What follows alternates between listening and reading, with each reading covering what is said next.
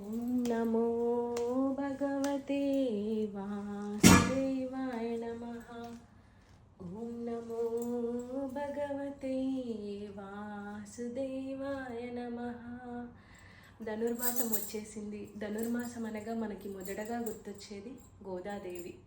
తమిళనాడులోని శ్రీవల్లిపుత్తూరు అనే గ్రామంలో విష్ణుచిత్తుడు అనే భక్తుడు ఉండేవాడు. ఈ వల్లిపుత్తూరు గ్రామంలో ఒక మర్రి చెట్టు ఆకుపైన శ్రీకృష్ణుడు తేలియాడుతూ లోకాన్ని రక్షించేవాడంట. అందుకే అక్కడి గుడిలోని ప్రధాన ఆలయంలో శ్రీ చిన్ని కృష్ణుడిని పూజిస్తూ ఉంటారు.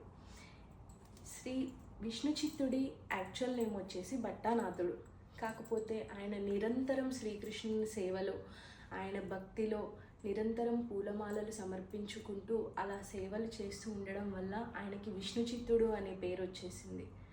విష్ణు భక్తుల్లో అల్వారుల్లో ఒకరిగా ఎంపిక చేసుకొని పెరియల్వార్ అనే గౌరవం కూడా దక్కింది ఆయనకి. ఒకరోజు తులసి మొక్కల కోసం పాదులు తీస్తూ ఉండగా అక్కడ ఒక పాప కనిపించింది. ఆ పాపని సాక్షాత్తు శ్రీకృష్ణుడు ప్రసాదించాడు అనే నమ్మకంతో తీసుకొని ఆమెను చాలా గారాబంగా పెంచసాగాడు.